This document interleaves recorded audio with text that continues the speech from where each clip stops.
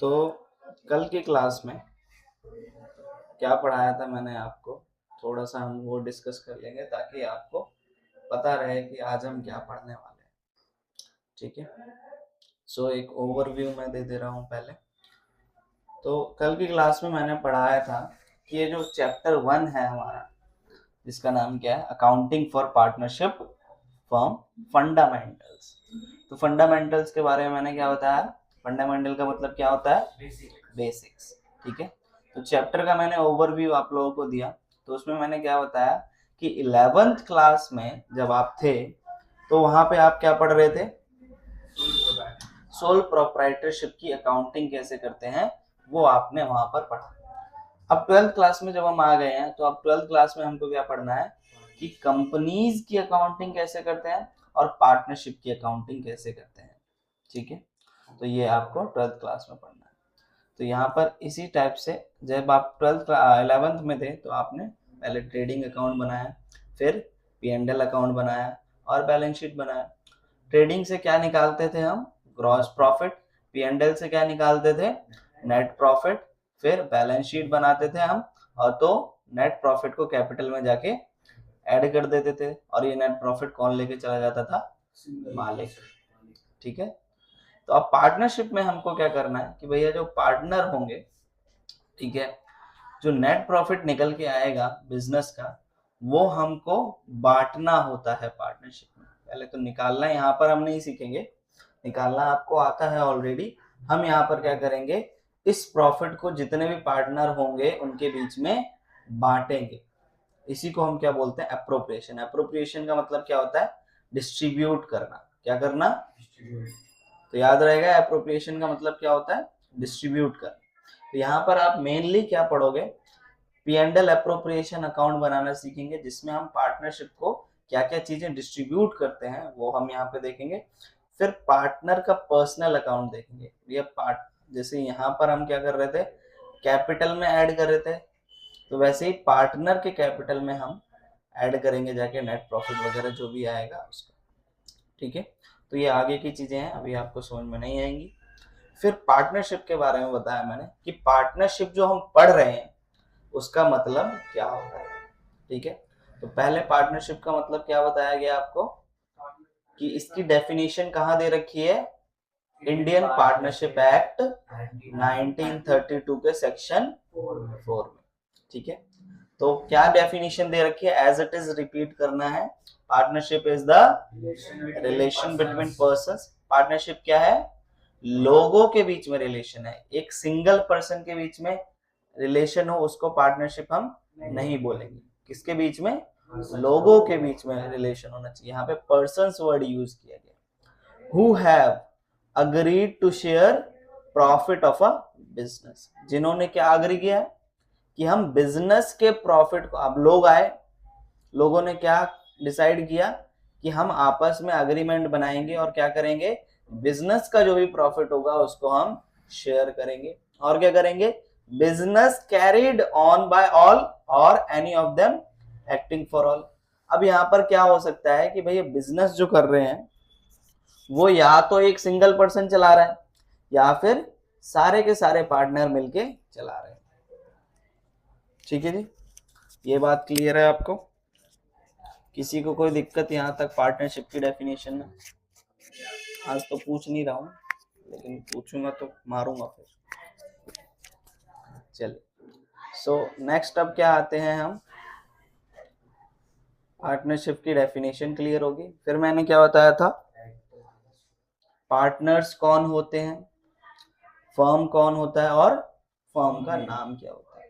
तो जो partnership is a type of business, business का ही एक टाइप है। तो जब ये बिजनेस आप करते हैं और इस बिजनेस में जो मालिक होते हैं उसको हम सिंगल क्या कहेंगे, हर मालिक इंडिविजुअली क्या कहेंगे, जितने भी वो क्या कहेंगे, पार्टनर्स कहा जाता है। तो ठीक है, और कलेक्टिवली जैसे ABC, कलेक्टिवली ये लोग क्या कहलाएंगे, फर्म कहलाएंगे, यानी पार्टनरशिप फर्म कहलाएंगे।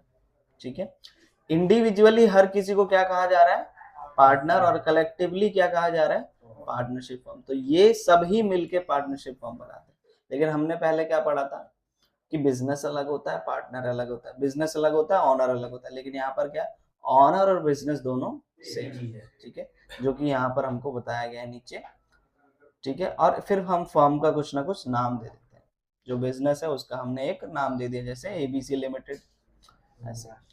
अब लीगल पॉइंट ऑफ व्यू से सुनो, लीगल पॉइंट ऑफ व्यू से अगर हम बात करें तो पार्टनरशिप क्या है, सेपरेट लीगल एंटिटी नहीं होता। सेपरेट लीगल एंटिटी कॉन्सेप्ट पढ़ा है कि बिजनेस और बिजनेस का ऑनर दोनों अलग अलग होते हैं। ओ हाँ, अलग सेपरेट लीगल एंटिटी में क्या पढ़ा था हमने, बिजनेस और बिजनेस का ऑनर दोनों अलग अलग होता है। लेकिन यहाँ पर क्या कहा जा रहा है, लीगल पॉइंट ऑफ व्यू से मतलब कानूनी तौर पर पार्टनरशिप क्या है, पार्टनरशिप जो बिजनेस है उसके अंदर क्या होगा, ये जो पार्टनर होगा यानी मालिक और मालिक का बिजनेस दोनों सेम ही है होते हैं। ये किसके पॉइंट ऑफ व्यू से बताया गया है, लीगल पॉइंट ऑफ व्यू से। क्यों, पहले क्या होता था कि भैया अगर लॉस हो रहा है तो बिजनेस सारा का सारा लॉस बियर करेगा, बिजनेस को सारा का सारा पैसा देना पड़ेगा। लेकिन यहाँ पर क्या है कि यहाँ पर अगर पार्टनरशिप में आपको लॉस हो रहा है ना, तो ये कौन बियर करेगा, जो मालिक होंगे। मालिक कौन है, ओनर है। तो इसलिए यहाँ पर बिजनेस ही पार्टनरशिप है, ये जितने भी पार्टनर है वही सारे मिलके क्या कर रहे हैं, बिजनेस कर रहे हैं। तो इसीलिए सारा का सारा लॉस कौन बियर करेगा, पार्टनर बियर करेंगे, और वो अपने घर के एसेट, प्राइवेट एसेट जो भी होगा उनका, उसको बेचकर अपना जो लॉस है उसको कवर करेगा, ठीक है। लेकिन अगर अकाउंटिंग पॉइंट ऑफ व्यू से देखें, हमें क्या करनी है, अकाउंटिंग करनी है, तो अकाउंटिंग व्यू पॉइंट से अगर हम बात करें तो उसमें हम क्या मानेंगे, हम दोनों को अलग अलग ही मानेंगे, ठीक है, क्योंकि हमें सिर्फ बिजनेस की अकाउंटिंग करनी होती है, ठीक। इसके बाद हमने क्या डिस्कस किया था, फीचर्स ऑफ अकाउंटिंग और फीचर्स ऑफ पार्टनरशिप। तो क्या पहला फीचर है, कितने मैक्सिमम पार्टनर हो सकते हैं, 2 और मोर। मिनिमम पार्टनर कितने होने चाहिए, 2, मैक्सिमम कितने होने चाहिए, 50, ठीक है। और ये मैक्सिमम पार्टनर 50 होने चाहिए, ये कहाँ बताया गया है, रूल 10 ऑफ कंपनीज मिसलेनियस 2000, ठीक है। लेकिन इससे पहले अगर हम देखेंगे तो पहले 100 पार्टनर हो सकते थे, तो वो कहाँ पे बताया गया था, कंपनीज एक्ट 2013 सेक्शन 464 के अंदर बताया गया था कि भाई पार्टनर जो हैं वो 100 हो सकते हैं। लेकिन फिर उसको चेंज कर दिया, फिर बोला कि नहीं, अब कितने पार्टनर हो सकते हैं, 2014 में सेंट्रल गवर्नमेंट ने बताया। किसने बताया, सेंट्रल गवर्नमेंट ने कहा कि नहीं भैया मैक्सिमम पार्टनर कितने होंगे, 50 होंगे, ठीक है।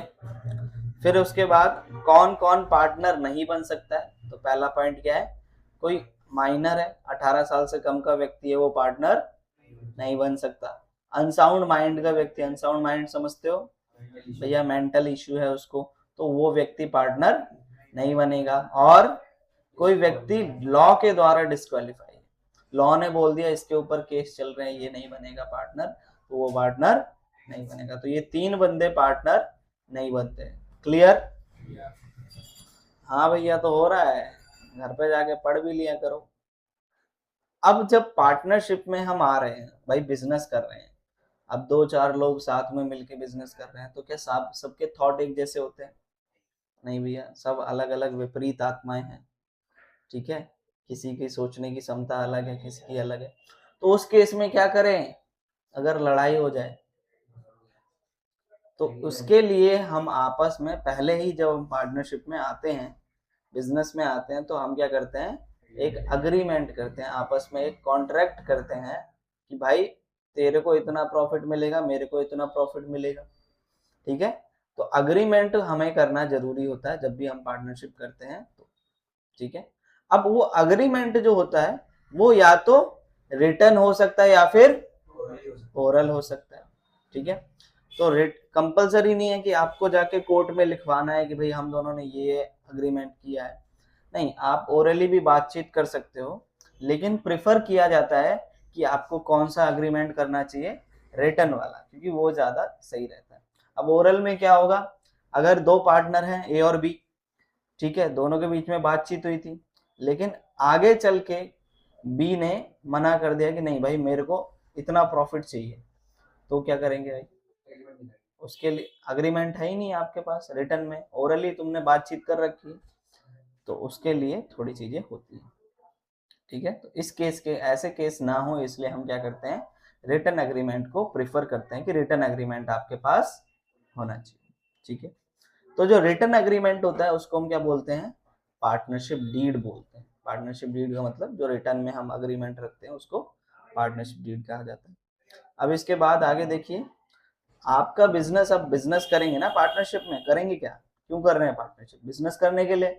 तो बिजनेस वहां पर कौन सा करना है आपको, जो लॉफुल हो, यानी जो लॉ ने बताया हो कि ये बिजनेस आप कर रहे हैं। ऐसा नहीं होगा कि आप ड्रग्स सप्लाई कर रहे हैं, गांजा सप्लाई कर रहे हैं, that is not lawful business. ठीक है, फिर एक पॉइंट और यहाँ पर आता है कि मेयर को ownership of a property does not amount to partnership, यानी अगर किसी प्रॉपर्टी के 2 ऑनर हैं या 2 से ज्यादा ऑनर हैं, तो वो उस प्रॉपर्टी के ऑनर कहलाएंगे, ना कि उसके पार्टनर। ठीक है, तो जैसे यहाँ पर मैंने बताया था आप लोगों को, इस एग्जांपल में आप देखिए, पीयूष और यश दो लोग हैं। ठीक है, अब इन दोनों ने मिलके ये जो पीछे जमीन दिख रही है, जमीन खरीदी, तो ये इसके मालिक कहलाएंगे, ना कि क्या, पार्टनर। ये जॉइंट ऑनर होंगे, को ऑनरशिप कहलाएंगे। ठीक है, लेकिन पार्टनरशिप कब होगी, जब इन दोनों का बिजनेस है। क्या है, इन दोनों का बिजनेस ही है कि हमारा बिजनेस है कि हम जमीन खरीदते हैं बेचते हैं, तो ये दोनों पार्टनर होंगे। ठीक है जी, तो पार्टनरशिप कब होगी, जब कोई बिजनेस होना चाहिए, जहां पर आप सेल परचेज कुछ भी कर रहे हैं, लेकिन क्या होना चाहिए, बिजनेस होना चाहिए। ठीक है, आगे आइए, अगला पॉइंट देखते हैं। अगला पॉइंट यहाँ पर क्या बताया जा रहा है, प्रॉफिट शेयर। अब भैया जब पार्टनरशिप में आ रहे हो तो किस लिए आ रहे हैं, प्रॉफिट कमाने के लिए आ रहे हैं ना, तो क्या करेंगे यहाँ पर, प्रॉफिट कुछ ना कुछ शेयर करेंगे। लेकिन क्या सिर्फ प्रॉफिट शेयर करेंगे, नहीं, लॉस भी पार्टनर आपस में शेयर करेंगे। लेकिन क्या कहा गया है, ऐसा कंपलसरी नहीं है कि सारे के सारे पार्टनर लॉस को शेयर करें, ऐसा कंपलसरी नहीं है। हो सकता है जब आप पार्टनरशिप डीड बना रहे हैं तो आप बोल सकते हैं कि मैं लॉस नहीं बियर करूंगा, या जिसने ज्यादा पैसा दिया है वो कहेगा मैंने लॉस बियर नहीं करूंगा।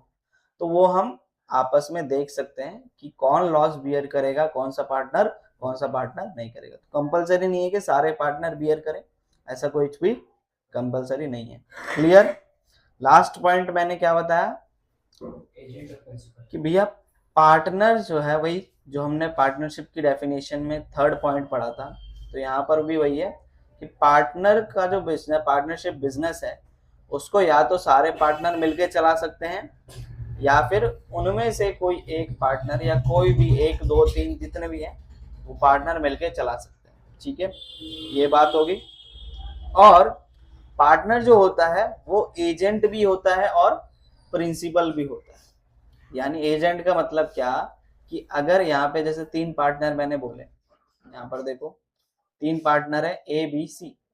ठीक है, तो अगर ए कोई भी काम कर रहा है तो बी और सी को मानना पड़ेगा। तो ए एज अ एजेंट, एजेंट का मतलब क्या, जैसे शादी करवाने वाले होते हैं, तो अब शादी करवाने वाले एजेंट क्या कर रहे हैं, लड़के की तरफ से गए लड़की के पास, उसने शादी फिक्स करवा दी, तो अब शादी फिक्स हो गई तो दोनों घर वाले मानेंगे ना कि हाँ भैया शादी फिक्स हो गई है, ये है। तो वैसे ही क्या होता है, यहाँ पर ए क्या कर रहा है, जैसे इस एग्जांपल में भी अगर हम देखें तो यहाँ पर ये 3 पार्टनर हैं, आर्यन, नेहा और राज।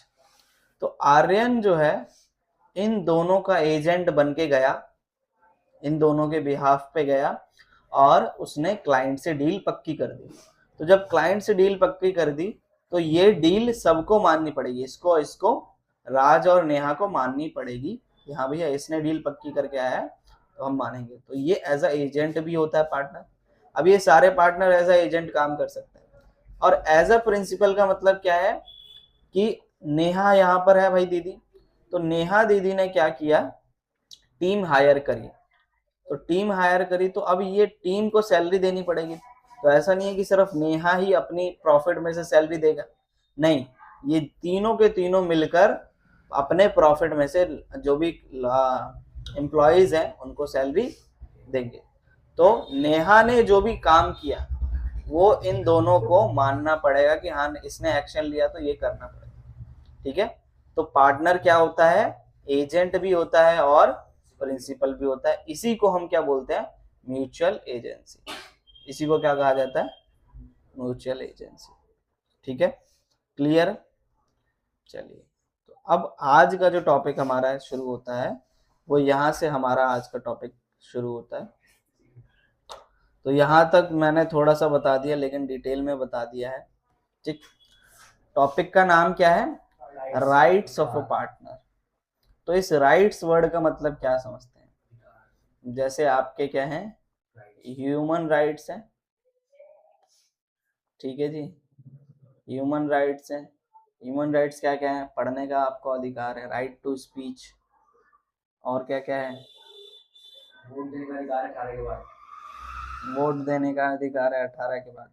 सो जैसे आपके राइट्स होते हैं वैसे ही जब पार्टनरशिप फर्म में पार्टनर्स आते हैं तो उनके भी कुछ अधिकार होते हैं। तो यहाँ पर वो अधिकार के बारे में हम चर्चा करेंगे। ये उतना रिलेटेबल नहीं है लेकिन आपको पता होने चाहिए कि पार्टनर के क्या क्या राइट होते हैं। तो पहला पॉइंट क्या बताया जा रहा है, every partner has right to participate in management of a business. Business की मैनेजमेंट में पार्टिसिपेट करने का अधिकार होता है हर पार्टनर के पास। ठीक है, कुछ भी हो रहा है बिजनेस के अंदर तो उसमें वो पार्टिसिपेट कर सकता है। ठीक है, फिर उसके बाद दूसरा अधिकार क्या होता है, every partner has right to consulted about affairs of business. Business में कुछ भी हो रहा है, अफेयर्स का मतलब बिजनेस के अंदर कुछ भी एक्शन लिया जा रहा है तो जितने भी पार्टनर हैं हर पार्टनर से पूछ कर ही एक्शन लेना होगा। ऐसा नहीं है कि आपने कुछ भी कर दिया, नहीं। ठीक है, फिर उसके बाद every partner has right to inspect the books of account and have a copy of it. भैया बिजनेस कर रहे हैं, जर्नल बुक बनाएंगे और क्या कराएंगे, लेजर बनाएंगे, सेल्स बुक, फलाना बुक, ये सब बुक्स बनाएंगे हम। तो पार्टनर का अधिकार है कि वो कभी भी जाके कोई सी भी बुक चेक कर सकता है। ठीक है, और वो एक कॉपी उसकी अपने घर पे लेके जा सकता है, तो ये उसका अधिकार है। ठीक है, तीसरा राइट क्या है, तीसरा राइट हो गया। चौथा राइट क्या है, every partner has the right to share profits और losses with others in agreed ratio. तो यहाँ पर सिंपल है कि जब भी पार्टनर आते हैं, भाई पार्टनर आ रहे हैं, कौन कौन से पार्टनर आ रहे हैं, जैसे यहाँ पर देखिए ए, बी और सी, तीन पार्टनर आए। तो यहाँ पर 100% प्रॉफिट मान लो अगर हुआ तो प्रॉफिट का क्या 50% इसने लिया। ठीक है, इसको हमने दिया कितना परसेंट, 30% दिया और इसको दिया 20%। ठीक है, तो इसका अगर रेशियो मैं बनाऊंगा तो क्या बन सकता है, रेशियो 5:3:2 बन सकता है। तो जो भी प्रॉफिट होगा या फिर जो भी लॉस होगा तो वो अग्रीड रेशियो में पार्टनरशिप शेयर करेंगे, ये अधिकार होता है पार्टनर का। ठीक है, ऐसा नहीं है कि कोई पार्टनर आके जा बोलेगा कि नहीं मेरे को 50% नहीं चाहिए, मेरे को ज्यादा चाहिए, नहीं। जो आपने अग्रीमेंट किया है उसके हिसाब से आपको प्रॉफिट मिलेगा या फिर लॉस मिलेगा। ठीक है, लेकिन अगर मान लो ऐसा हो जाए, क्या हो जाए कि आपने इन case of profit sharing ratio is not agreed, आपने ये बात ही नहीं करी कि हम प्रॉफिट कितना आपस में शेयर करेंगे। ठीक है, हमने ओरल अग्रीमेंट किया या रिटर्न अग्रीमेंट भी किया तो हमने ये बात ही नहीं करी कि प्रॉफिट कितना शेयर करेंगे, तो उस केस में क्या हो, तो उस केस में हमारे पास कौन से भाई साहब आते हैं, वही पार्टनरशिप एक्ट जो है हमारा लॉ है, वो क्या कहता है कि आप जो है प्रॉफिट और लॉस कैसे शेयर करेंगे, इक्वली शेयर करेंगे। तो जब आपने पार्टनरशिप डीड नहीं बनाई है या उसके अंदर मेंशन नहीं किया है तो वहां पर उस केस में क्या होगा, आप लॉस को कैसे शेयर करें, प्रॉफिट को कैसे शेयर करेंगे, इक्वली। तो अब सारे पार्टनर को इक्वल प्रॉफिट मिलेगा, यानी यहाँ पर बोल देंगे 1:1:1, यानी इक्वली हर किसी को मिलेगा। ठीक है, ये हो गया चौथा पॉइंट। पांचवा पॉइंट क्या है समझो, 5वां पॉइंट क्या कह रहा है, if the partner has advance loan, यानी कि क्या बोलना लिखा हुआ है, अगर किसी पार्टनर ने फर्म को लोन दिया, भैया पैसे की जरूरत पड़ती है, कैपिटल कौन लगाएगा, ऑनर लगाएगा ना, ऑनर कौन है, मालिक कौन है, पार्टनर है, तो कैपिटल तो चलो पहले लगा दिया, लेकिन बिजनेस को और पैसे की जरूरत पड़ती है, तो बिजनेस ने यहां पर देखो कि भाई हमारा जो बिजनेस है उसने पार्टनर ए से क्या लिया, लोन लिया, और लोन कितने का लिया है, 10 लाख का लोन लिया है, ठीक है। तो अब जब 10 लाख का लोन लिया है तो भाई ए का ये अधिकार है कि वो बिजनेस से उसके बदले में इंटरेस्ट ऑन लोन ले, तो कंपनी को क्या करना पड़ेगा, फर्म को क्या करना पड़ेगा, इसको इंटरेस्ट ऑन लोन, जिसको हम शॉर्ट फॉर्म में IOL बोलेंगे, इंटरेस्ट ऑन लोन, कितना भी परसेंट, अगर इसको 10% चाहिए तो 10% दोगे, इसको अगर 20% चाहिए 20% दोगे, तो वो उसको देना ही पड़ेगा। ये अधिकार है किसका, ए का अधिकार है, ठीक है, जो भी पार्टनर लोन दे रहा है उसका ये अधिकार है, ठीक है। लेकिन अगर मान लो कि आपने ऐसा कुछ बातचीत नहीं करी है कि अगर लोन कोई पार्टनर देगा तो उसको कितना % इंटरेस्ट मिलना चाहिए, तो उस केस में हमारे भाई साहब दोबारा से आ जाते हैं, कौन से, हमारा लॉ दोबारा से आ जाता है। तो ये लॉ क्या कहता है कि अगर किसी भी पार्टनर ने मतलब ऐसा डिसाइड नहीं हुआ है कि कितना % इंटरेस्ट मिलना चाहिए, उस केस में क्या होगा, आप 6% इंटरेस्ट हर साल आपको देना पड़ेगा, यानी बिजनेस को, पार्टनर को हर साल 6 महीने देना पड़ेगा। तो यहाँ पर अगर मैंने नहीं डिसाइड किया है तो कितना % इंटरेस्ट मिलेगा, ए को 6% मिलेगा, तो इसको आप बढ़ा नहीं सकते, इसीलिए आपको पहले ही डिसाइड कर लेना है कि इतना लोन इंटरेस्ट पे मिलेगा, इतना इंटरेस्ट पे हमको, इतना लोन पे इंटरेस्ट मिलेगा, ठीक है। क्लियर, समझ में आ रहा है, घुस रहा है भेजे में, नहीं घुस रहा हो तो बता देना, घुसा दूंगा, खत्म एकदम। In case of an emergency, अब इमरजेंसी के केस में क्या हुआ, partner has right to act accordingly to his best judgment and indemnified. तो देखो यहाँ पर क्या है, अब इमरजेंसी आ गई, बहुत ऐसी इमरजेंसी आ गई कि अब आपको कुछ भी, सारे के सारे पार्टनर नहीं है, एक सिंगल पार्टनर बचा हुआ है कंपनी में, बाकी के ABC 3 पार्टनर है, B और C गए हुए हैं बाहर, इमेजिन करो B और C बाहर गए हुए हैं, अब बचा है A, तो इमरजेंसी आ गई कि भैया आप जल्दी जल्दी आपको डिसीजन लेना पड़ेगा। तो उस केस में अगर किसी, जो A है उसने कुछ भी डिसीजन लिया अपने हिसाब से, अपनी जितनी बुद्धि थी उसके हिसाब से उसने डिसीजन लिया, तो वो सारा का सारा और कुछ पैसा उसने खर्च कर दिया, ठीक है, अपनी जेब से फर्म को पैसा दे दिया, तो उस केस में क्या होगा, तो पार्टनर, फर्म को क्या करना पड़ेगा, जो भी खर्चा ए ने किया है उसको वो रिटर्न करना पड़ेगा, ठीक है। यानी अगर एक्स्ट्रा पैसा कोई भी दे रहा है पार्टनर इमरजेंसी के केस में, तो वो सारा पार्टनर, फर्म को क्या करना पड़ेगा, अपने प्रॉफिट में से देना पड़ेगा उस सारे एक्सपेंसेस में। क्लियर। अगला पॉइंट क्या है, a partner has right not to allow admission of new partner. नया, पहले ही भैया 3 पार्टनर हैं ABC, अब आप बोल रहे हो कि एक नया पार्टनर भी आना चाहता है D, लेकिन A ने मना कर दिया कि नहीं आएगा ये, तो क्या ये आएगा, नहीं। अगर सब पार्टनर बोलेंगे तभी ये नया पार्टनर आ सकता है, अदरवाइज नहीं आएगा, ठीक है। तो ये अधिकार है आपका कि आप किसी भी पार्टनर को क्या कर सकते हो, नया पार्टनर जब भी आएगा तो उसके लिए आपको पास क्या, आपसे पूछा जाएगा तभी वो आएगा, अदरवाइज नहीं आएगा। 8वां पॉइंट क्या है, after giving proper notice a partner has right to retire from firm. भाई बिजनेस से अब रिटायर होना चाहता है, एज हो गई है, ठीक है, तो वो आराम से एक नोटिस लिख के देगा, लेटर लिख के दे देगा कि मैं रिटायर होना चाहता हूँ, तो आराम से जाके रिटायर हो सकता है, ये अधिकार है उसका। लास्ट पॉइंट क्या है, if a partner incurs expenses on the business और he pays amount on behalf of firm, यानी भाई अगर पार्टनर ने बिजनेस के बिहाफ पर अपना पैसा खर्च किया है, तो उस जो भी पार्टनर ने खर्च किया है वो उसको पैसा बिजनेस को लौटाना पड़ेगा। ठीक है, तो ये आपके कुछ अधिकार है, ये उतना ज्यादा इंपॉर्टेंट नहीं है। ठीक है, तो अब आता है इसके बाद, हाँ पढ़ाई क्यों भैया, इसके बाद आता है क्या, partnership deed. This is very important, तो इसको जरा ध्यान से सुनिएगा।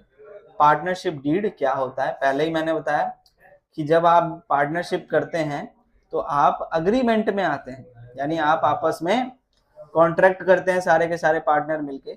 तो वो कॉन्ट्रैक्ट ओरल भी होता है, नहीं नहीं रुक जा, वो कॉन्ट्रैक्ट तुम्हारा क्या होता है, ओरल भी होता है और रिटर्न भी होता है। तो उस केस में हम क्या करेंगे,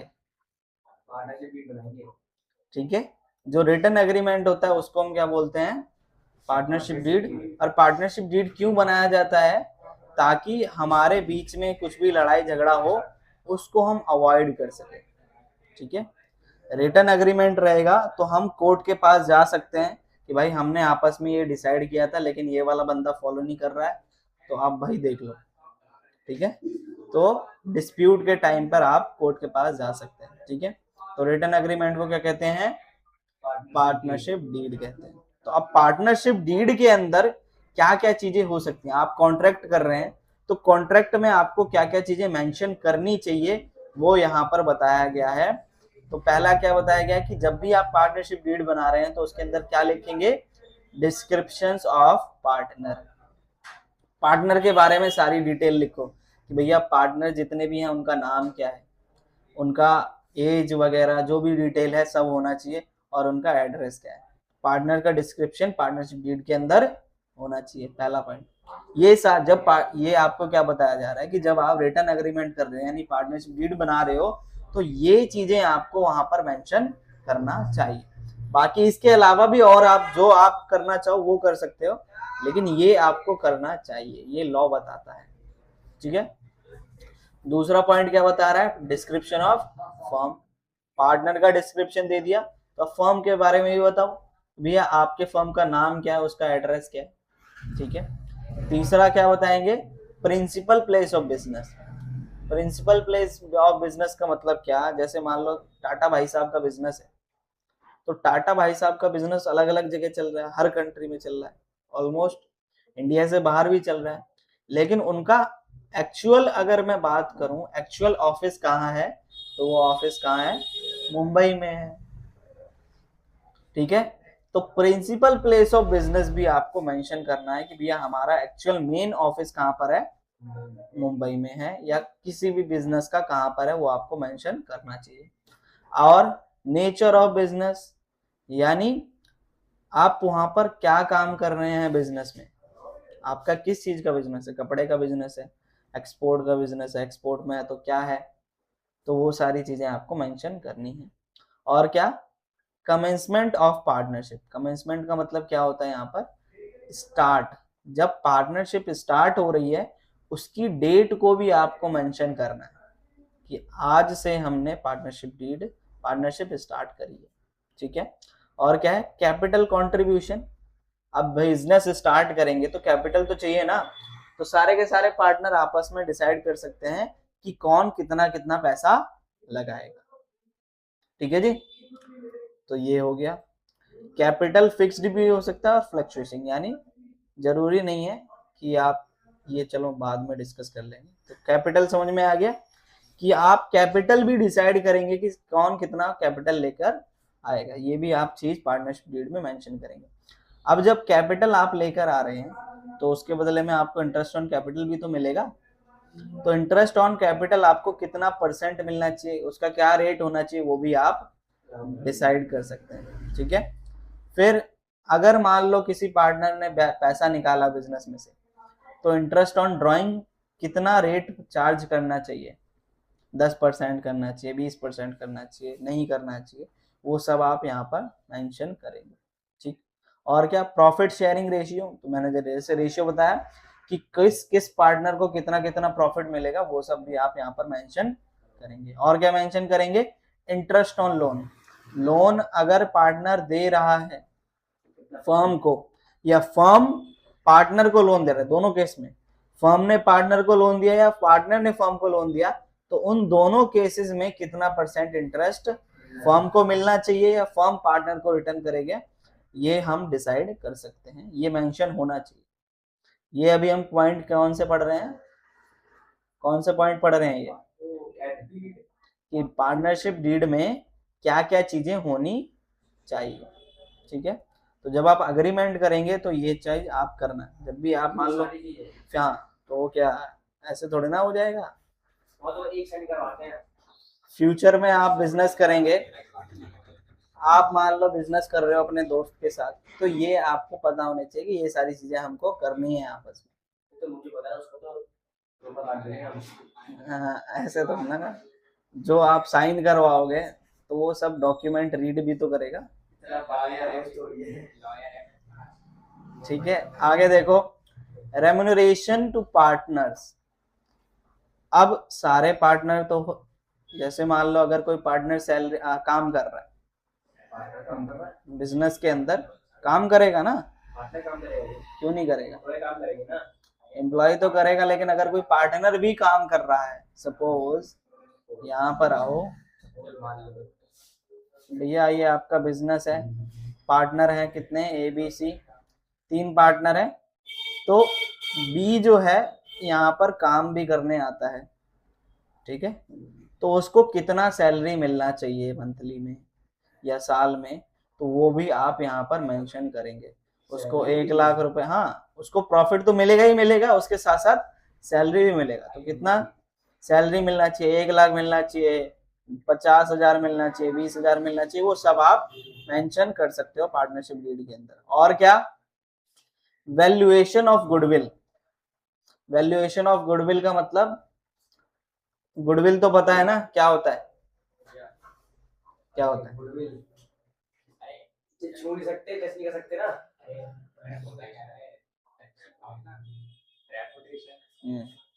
किसी भी बिजनेस की रेपुटेशन को हम बोलते हैं गुडविल।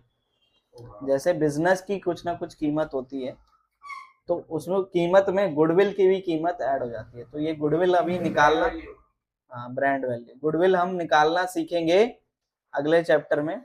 तो वैसे ही आपको कैसे गुडविल निकालनी है, गुडविल निकालने का कौन सा मेथड होना चाहिए, ये भी आप पार्टनरशिप डीड के अंदर मेंशन कर सकते हैं। ठीक है, तो अभी डिसाइड करेंगे ना, अलग अलग तरीके होते हैं, तो उन तरीके में से कौन सा आप तरीका फॉलो करोगे। नहीं, तरीके होते हैं, जैसे डेप्रिसिएशन निकालने के 2 तरीके हैं, रिटर्न डाउन वैल्यू मेथड और हाँ, इसकी भी, गुडविल की भी कीमत होती है रुपीज में, रुपीज में मतलब जो भी अमाउंट होता है उसमें कीमत होती है गुडविल की। अब जैसे हल्दीराम है, हल्दीराम अगर अपने बिजनेस को बेचेगा तो उसका कीमत होगा ना, KFC है, KFC अगर अपने बिजनेस को बेचेगा तो उसके बिजनेस की जो एसेट है, उसके बिजनेस की जो फाइनेंशियल पोजीशन है, उसके अलावा गुडविल की भी उसको कीमत मिलती है। जैसे बिजनेस मान लो 10 लाख रुपए का है, ठीक है, लेकिन 5 लाख रुपए उसको गुडविल के भी दिए जाएंगे, अगर गुडविल की कीमत 5 लाख रुपए है तो। ठीक है, valuation of asset. Valuation of asset का मतलब क्या, एसेट की वैल्यू कितनी होगी, कैसे होगी, किस तरीके से निकालना है, या किस किस, अगर मान लो पार्टनर आपकी रिकंस्टिट्यूशन, यानी रिकंस्टिट्यूशन का मतलब क्या होता है, जब भी नया पार्टनर कोई भी आता है ना, तो हम बिजनेस नया कर देते हैं, क्या कर देते हैं, रूल्स वगैरह चेंज हो जाते हैं। तो रिकंस्टिट्यूशन के टाइम पर कैसे कैसे एसेट्स मिलने चाहिए, या बिजनेस अगर बंद हो रहा है, तो बिजनेस बंद हो रहा है तो एसेट भी तो पार्टनर लेके जाएंगे ना, तो किस किस पार्टनर को क्या क्या एसेट मिलेगा, ये सब आप डिसाइड कर सकते हैं। सेटलमेंट ऑफ अकाउंट, यानी क्या, अगर किसी केस में क्या होता है, कोई पार्टनर मर गया या कोई पार्टनर रिटायर हो गया, तो उस केस में उसके अकाउंट को कैसे सेटल करेंगे, ठीक है, उसको कितना कितना मिलना चाहिए, उसका प्रॉफिट क्या क्या उसको चीजें मिलनी चाहिए, वो सब आप यहाँ पर सेटलमेंट ऑफ अकाउंट के अंदर डिसाइड कर सकते हैं। और अकाउंटिंग पीरियड, यानी आपको कितने साल के लिए अपना बिजनेस करना है पार्टनरशिप का, ये भी आप मेंशन करेंगे। और आपको 31 मार्च को अपना बिजनेस बंद करना है या कब बंद करना है, फाइनेंशियल ईयर आपका क्या होना चाहिए वो भी आप सब डिसाइड कर सकते हैं, ठीक है। Rights and duties of a partner, ये इंपॉर्टेंट चीज है। पार्टनरशिप डीड में पार्टनर का क्या अधिकार होना चाहिए, क्या उसकी ड्यूटीज होनी चाहिए, क्या रिस्पॉन्सिबिलिटी होनी चाहिए, ये भी पार्टनरशिप डीड के अंदर मेंशन करना है। जब अग्रीमेंट हम बना रहे हैं तो ये सारी चीजें मेंशन करना जरूरी है। अभी थोड़ा सा बोरिंग हो रहा है, आई कैन अंडरस्टैंड, थोड़ा सा थ्योरी है ये। फिर इसके बाद क्या है, ड्यूरेशन ऑफ पार्टनरशिप। तो ड्यूरेशन ऑफ पार्टनरशिप वही कितने साल तक तुम्हारा बिजनेस चलना चाहिए वो सब आप डिसाइड यहाँ पर कर सकते हैं। क्यों भाई ये तो वो है क्या नाम है पार्टनरशिप बिजनेस के पर्सन में लॉ पढ़ा था, क्या नाम था उसका, ऑलवेज कंटिन्यू रहता है, कंटिन्यूटी बिजनेस की। लेकिन आप डिसाइड कर सकते हैं। हम ये मानते हैं कि बिजनेस कंटिन्यू चलते रहेगा, लेकिन आप अपने हिसाब से डिसाइड कर सकते हैं।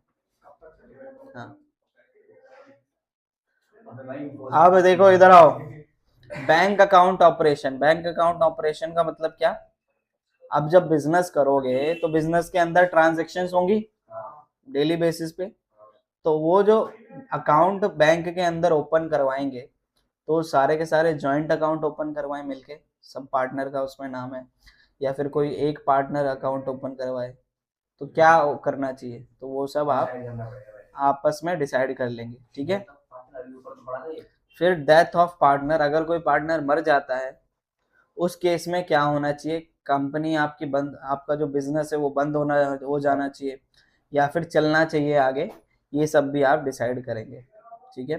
फिर उसके बाद सेटलमेंट ऑफ डिस्प्यूट, अगर मान लो गलती से तुम्हारे बीच में कुछ लड़ाई झगड़ा हो गया कि, तो उस डिस्प्यूट को कैसे हम सॉल्व करेंगे, ये भी चीजें आप मेंशन कर सकते हैं।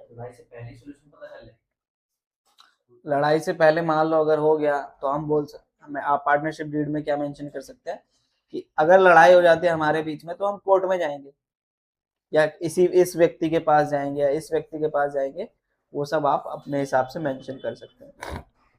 तो ये पॉइंट्स याद रखना, ठीक है, क्लियर। पार्टनरशिप डीड हो गया, राइट्स ऑफ पार्टनर हो गया, इतना क्लियर है, आगे बढ़े। चलिए, तो अब आगे हमको क्या बताया जा रहा है कि क्या ये जरूरी है पार्टनरशिप डीड बनाना। अभी अभी हमने पढ़ा कि ऐसा कंपलसरी नहीं है, क्या बोल रहे हैं, कंपलसरी तो नहीं है कि पार्टनरशिप डीड बनाओ, लेकिन प्रेफरेबल होता है, आपको प्रीफर किया जाता है कि आप पार्टनरशिप डीड बनाओ ताकि आगे जो भी डिस्प्यूट हो वो ना हो, ठीक है। चलिए अब अगर देखो यहाँ पर अब क्या बताया जा रहा है, अब यहाँ पर पॉइंट है कि अगर पार्टनरशिप डीड मान लो नहीं बनाते हैं आप, और उस केस में आपके बीच में डिस्प्यूट हो जाए, ठीक है, पार्टनरशिप डीड सुन लिया करो या लपड़ खाओ मेरे से। क्या यहाँ पर पॉइंट बताया जा रहा है, in case of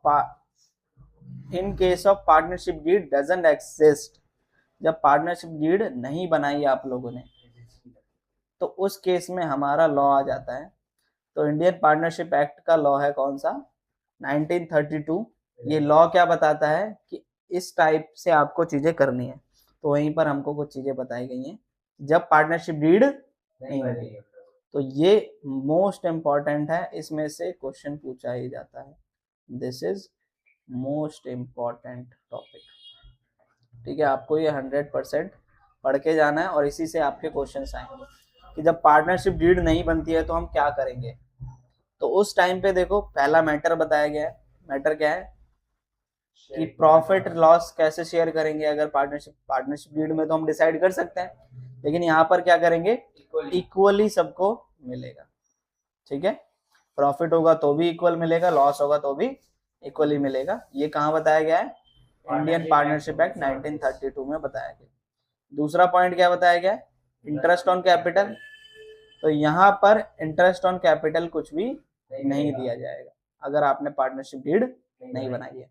interest on drawing, तो इंटरेस्ट ऑन ड्राइंग भी आप चार्ज नहीं, यानी जो फर्म है, बिजनेस है, वो इंटरेस्ट ऑन ड्राइंग किसी भी पार्टनर से नहीं लेगा, ना ही कैपिटल देगा, इंटरेस्ट ऑन कैपिटल देगा, ना ही इंटरेस्ट ऑन ड्राइंग लेगा। ठीक है, फिर इंटरेस्ट ऑन एडवांस या लोन बाय पार्टनर, यानी कि सिंपल से अगर कोई भी पार्टनर फर्म को लोन देता है या फर्म पार्टनर को लोन देती है तो उस केस में इंटरेस्ट ऑन लोन कितना मिलना चाहिए पार्टनर को या फर्म को, तो वो हम क्या बोलेंगे 6% ही मिलेगा, उससे ज्यादा नहीं मिल सकता है।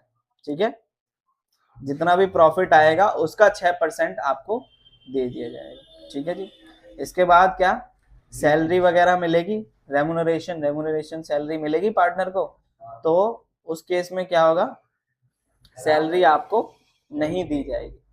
ठीक है, अगर आपने पार्टनरशिप डीड नहीं बनाई है तो सैलरी या पार्टनर को नहीं मिलेगी। फिर लास्ट पॉइंट क्या है एडमिशन ऑफ पार्टनर, क्या नया पार्टनर ऐड हो सकता है अगर पार्टनरशिप डीड नहीं बनाई है, तो जी नया पार्टनर जब तक ऐड नहीं होगा जब तक सारे पार्टनर अलाउ नहीं करेंगे। तो ये 6 पॉइंट आपको याद रखना है, क्या कि अगर जब पार्टनरशिप डीड नहीं बनती है तो क्या क्या केस हो सकता है, अगर प्रॉफिट शेयर करना है तो कैसे करेंगे इक्वली प्रॉफिट या loss, interest on capital allow करेंगे तभी मिलेगा, नहीं मिलेगा, इंटरेस्ट ऑन कैपिटल नहीं मिलेगा, इंटरेस्ट ऑन ड्राइंग नहीं चार्ज करेंगे, इंटरेस्ट ऑन लोन या पार्टनर को इंटरेस्ट ऑन लोन देना है या फर्म से लोन लेना है होगा कुछ 6% होगा, रेम्यूनरेशन पार्टनर को दी जाएगी नहीं दी जाएगी, एडमिशन नया पार्टनर हो सकता है जब सारे पार्टनर जो एग्जिस्टिंग पार्टनर हैं वो अलाउ करेंगे तभी हो सकता है। तो ये 6 पॉइंट आपको याद रखने हैं। ठीक है, क्लियर है? चलो अब बात करते हैं आगे लायबिलिटीज ऑफ अ पार्टनर, ये जरा पॉइंट पढ़ना ये वाला। Partner may amend the partnership deed to include और change any of above clause. तो यहाँ पर क्या बताया जा रहा है कि अगर पार्टनरशिप डीड के अंदर आप चाहें तो फ्यूचर में चेंजेस कर भी सकते हैं, आपने पहले भी डिसाइड कर लिया लेकिन हो सकता है आप आगे भी चेंजेस कर सकते हैं। ठीक है, चलिए अब नेक्स्ट पॉइंट आता है हमारा लायबिलिटीज ऑफ अ पार्टनर, कि पार्टनर की क्या क्या लायबिलिटीज होनी चाहिए। आज हम इस थ्योरी वाले टॉपिक को खत्म ही कर देंगे। तो लायबिलिटीज ऑफ अ पार्टनर क्या क्या होना चाहिए, देखो समझो यहाँ पर कि पार्टनर की कुछ लायबिलिटीज भी होती हैं, तो उसको मैं एक एग्जांपल से समझाऊंगा।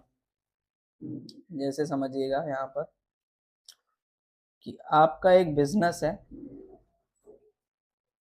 ठीक है, इस बिजनेस का नाम क्या है ABC लिमिटेड, आपने नाम दे रखा है, 3 पार्टनर है A, B और C। ठीक है, और आप बिजनेस किस चीज का कर रहे हो, आप कार्स सेल करते हो। ठीक है, और ये आपका बिजनेस कहाँ पर है, दिल्ली में है आपका बिजनेस। ठीक है, लेकिन अगर मान लो क्या होता है कि सेम टाइप का बिजनेस जो है B कहाँ पर ओपन कर ले, यूपी में ओपन कर ले। ठीक है, और वो भी कौन सा बिजनेस कर रहा है, कार का ही बिजनेस कर रहा है।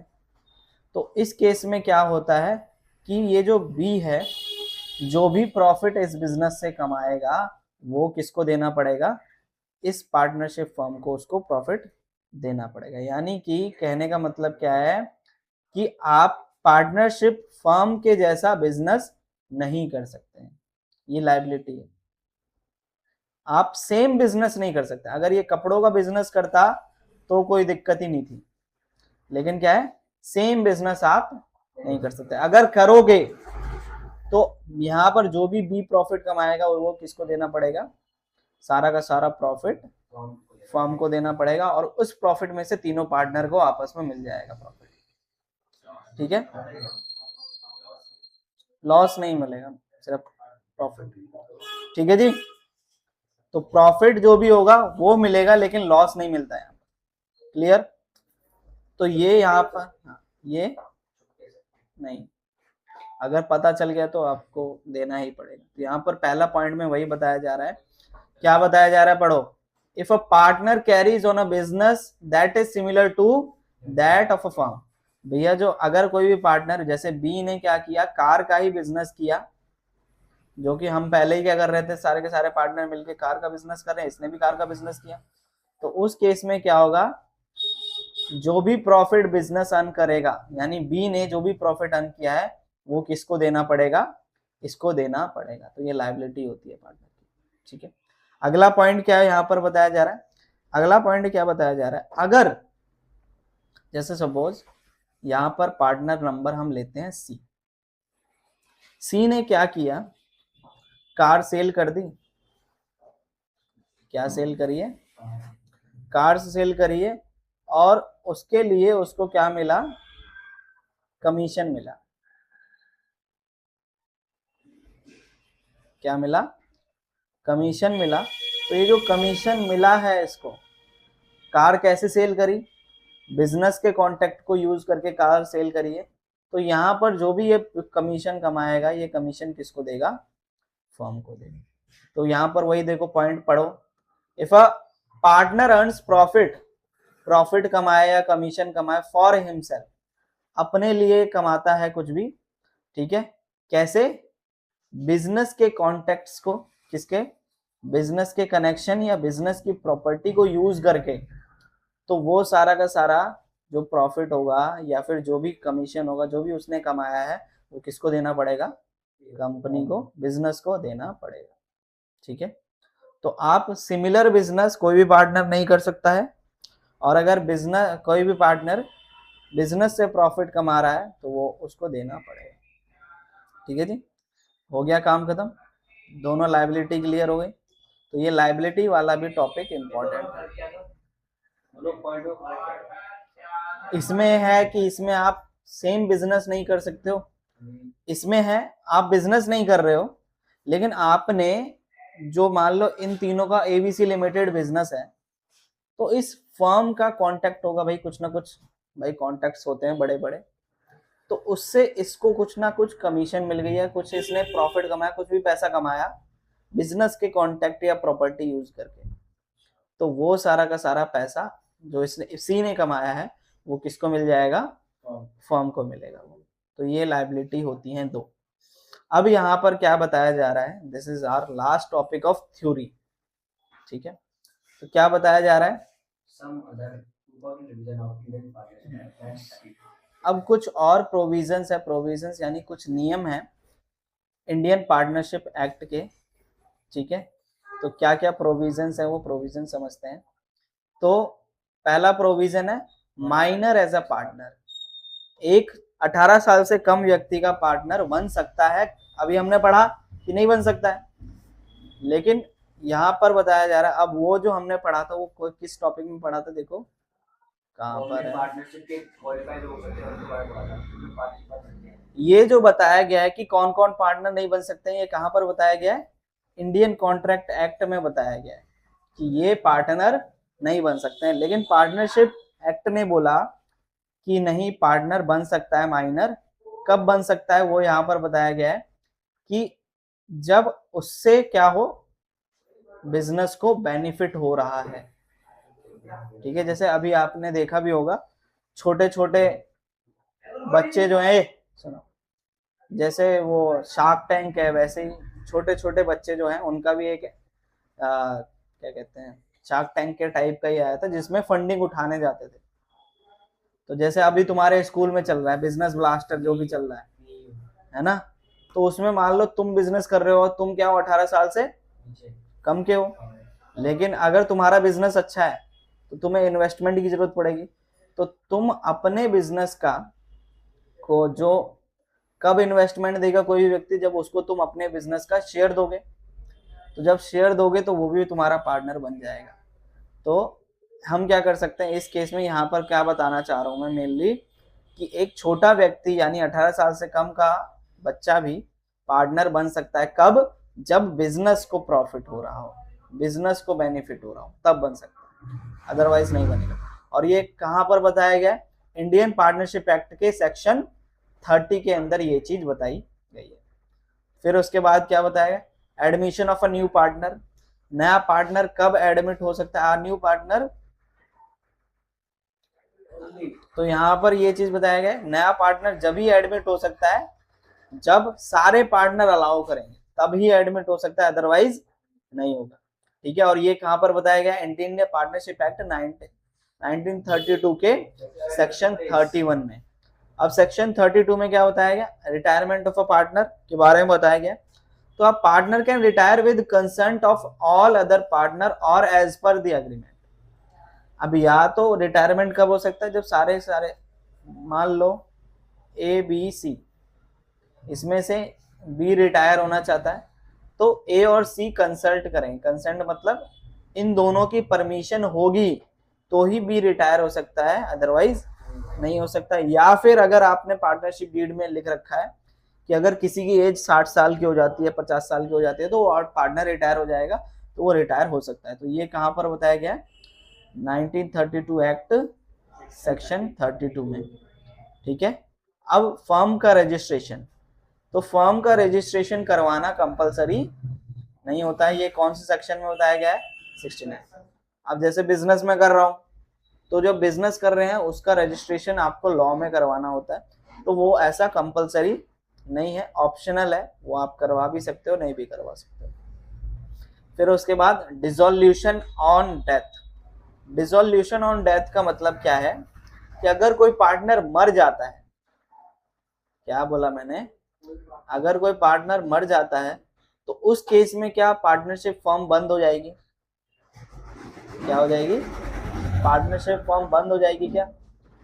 तो यहां पर बताया जा रहा है unless stated otherwise in partnership did the firm dissolves on death of a partner. यानी जब आप पार्टनरशिप डीड बना रहे हो उसमें अगर आपने मेंशन कर रखा है कि अगर कोई पार्टनर मर जाएगा तो बिजनेस कंटिन्यू चलेगा, तो ही बिजनेस कंटिन्यू चलेगा, अदरवाइज क्या हो जाएगा, बंद हो जाएगा। तो ये आपको पार्टनरशिप डीड में मेंशन करना पड़ेगा कि अगर कोई पार्टनर मर जाता है उस केस में भी बिजनेस चलता रहेगा, तो ही बिजनेस चलेगा, अदरवाइज बंद हो जाएगा। क्लियर।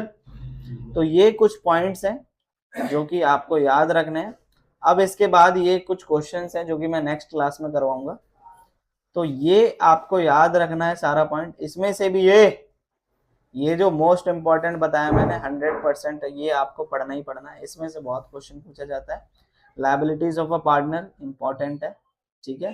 तो ये थ्योरी वाला पोर्शन आपको घर से पढ़कर आना है, और इसके क्वेश्चन मैं भेज दूंगा MCQ वाले, वो आप ट्राई करके देखना। शॉर्ट क्वेश्चंस, लॉन्ग क्वेश्चन मैं करवाऊंगा कल।